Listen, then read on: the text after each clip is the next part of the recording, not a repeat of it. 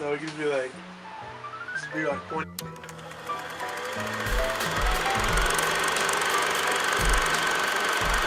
What's up, guys? I'm Christian. I'm Carlos. And this is the Uexpert Analysis, episode 11, where we are rolling out a new scoring format somewhat, where we talk about certain aspects and points of the film, and then we score those individually, and at the end that makes up our Uexpert Analysis movie score. But today we're reviewing the much fan-anticipated and actually critically acclaimed new film, Spider-Man Homecoming. Some fresh memorabilia that'll be worth about $8 in 16 years. So we're excited about that. But tell them what we're also excited about, which is the budget. We are very excited because the budget is $175 million, and last night it made $21.9 million on a Thursday, my friends. That is huge for a Thursday, let me tell you that. And I mean, just from last night, I mean, this film is phenomenal. I'm still hyped. I'm not gonna lie. We left the theater just cheering. I mean, we wanted more. I rarely clap because I feel like clapping at the end of the movie is just cheesy as hell. No offense to if you do, but I clapped. I love clapping. The final scene was also hilarious to like one of those knee slappers, but I was just clapping because it was so funny and clapping because it was just a great film. Overall. And I mean, everyone around us, we could tell, like, everyone loved it because people were laughing. People were just like, whoa, you know. They had these, you know, reactions, and even when they left, people were talking about it, and it was amazing. Yeah. So quick synopsis of the movie. It's about, you know, everyone knows a Spider-Man movie. It's not so much of an origin story to where we see him get bit by the spider or we see Uncle Ben die. They do, you know, pay homage to that. They talk about it here and there. A little, just like I said, pay homage to it. Very little. But it's more of a coming-of-age story. It's about a 15-year-old kid who's trying to balance wanting to be an Avenger with the Avengers wanting him to be just a friendly neighborhood Spider-Man, and also trying to balance that with his home and high school life. And hot Aunt May, which is new, Marissa, and we're not mad at it. Yes, we love her. But that does bring us to the Rotten Tomatoes that has it certified fresh at a 94%. There's not much to say about that besides the fact that we normally do not like to coincide with the critics.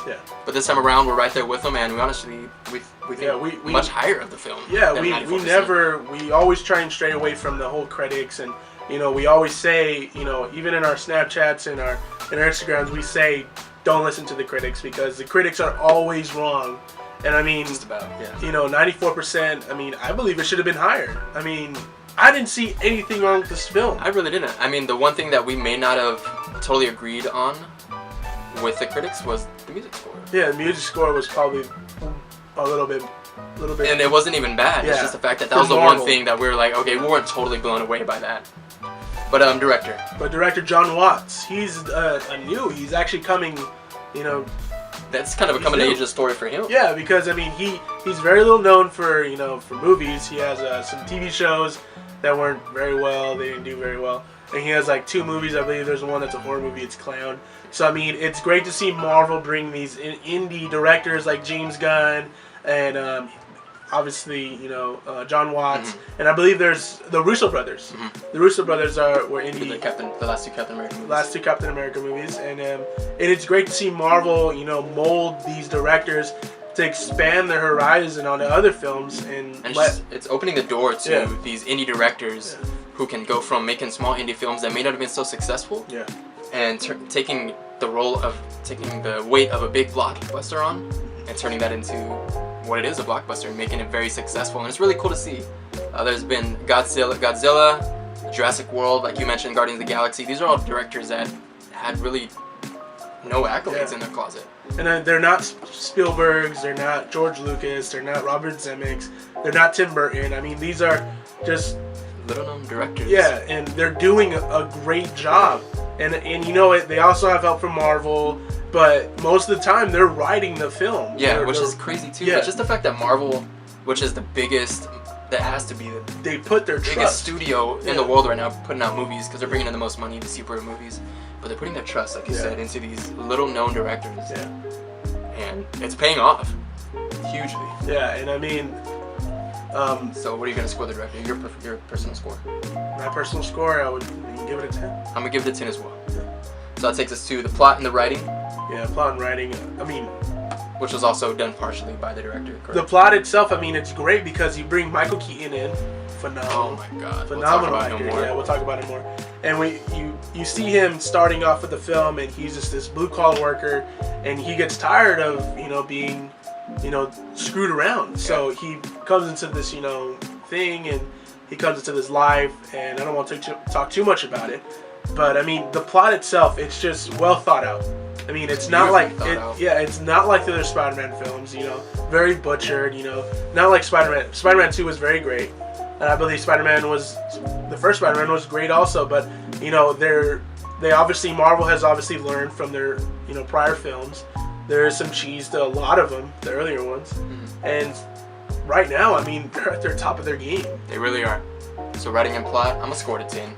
Yeah. Because I couldn't find anything wrong with that. The writing, I mean, you could tell by the writing because we laughed the whole time. Yeah, the writing, the comedic writing, the comedic timing of the actors, those two things together, it felt more of a comedy than anything. Yeah. But then you weren't let down with action either. It still felt like a superhero film, but it felt like a superhero film that didn't take itself too seriously. And we can even appreciate that. We can even talk about the CGI for a little bit. The CGI was great. Oh my God, the best Marvel CGI so far. Yeah, for obviously. Sure. Hands down. I mean, Spider-Man's suit was great. I mean, the sound effects, everything. I mean, phenomenal. So plot and writing. I mean, obviously a 10. Obviously. And then the acting wise, we just talked about acting. Acting was all out across of the board. park. Yeah, it's. Tom Holland, he surprised me. He came out of left field for me because I was not happy about him being Spider-Man because, I mean, they got Andrew Garfield last time. I was not happy about that either because, I mean, Tobey Maguire, we love Andrew Garfield, especially from Hacksaw Ridge, but Tobey Maguire will always be our Spider-Man. He is like the Michael Keaton for Batman lovers. I mean, Tobey Maguire, I mean... Definitely a nostalgia effect with Tobey Maguire. Yeah, exactly. But Tom Holland is definitely the best Spider-Man thus far. Yeah, of all, I mean... this is our favorite Spider-Man film of all time. Yeah, and I'm hoping he becomes a Robert Downey Jr. Yeah. To Spider-Man. And honestly, it feels like they're like molding him in to become the because he's so young. He's 15 in this film. To become the leader of the Avengers, like Iron Man. He definitely can, for sure. So acting across the board, there's a few standouts, like you said, Michael Keaton. Robert Downey Jr. is always great, but there's a great balance of these well-known actors, right? These well-known actors balanced with these little-known faces. And it was just great matching, great casting overall. So I give acting and casting a 10. 10. And obviously we talked about the sound. I mean, music score, it had its moments. Right. It wasn't the best. So, I mean, there's not much to talk about that. I mean, it wasn't obviously scored by Jablonski or Zimmer or, Williams or, just other notable music score composers. But, I mean, I give it a 9. I mean, it wasn't the best. Yeah, I give it a 9. But it was great. Itself, I mean, it's great. I mean... It's amazing. It had a great build-up throughout the plot and storyline in which we talked about that led up to the final act. And sometimes, I know what we noticed a lot of the times is the final act doesn't really live up to the build-up of the whole entire movie. Yeah. It doesn't do the build-up of the movie, the arc of the movie justice. But this one definitely does. Yeah. And that brings us to my sweat factor and your chill factor. My sweat factor was off the charts in the final act. I was sweating like crazy. Yeah. The intensity was there. The pressure was on for Spider-Man. It was just overall a very enjoyable experience. Yeah, the chill factor for me, there's a pivotal scene in the final act where, Peter Parker has to do something and it gives you these chills, and you're just like you get so much feels and chills. You got emotions, and that's why we wanted more from this film. When we left, we wanted a sequel right then and there. Although we were very satisfied. Yeah, we were very satisfied, but we were satisfied, but we were full, but we wanted more.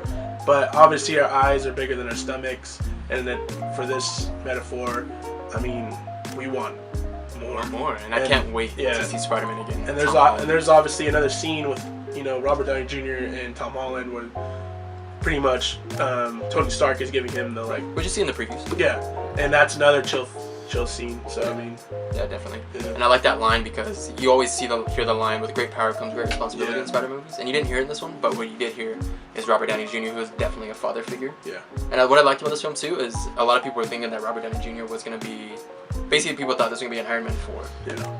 And it wasn't. No. Robert Downey Jr. was in the film and just enough, but he didn't overstay as well.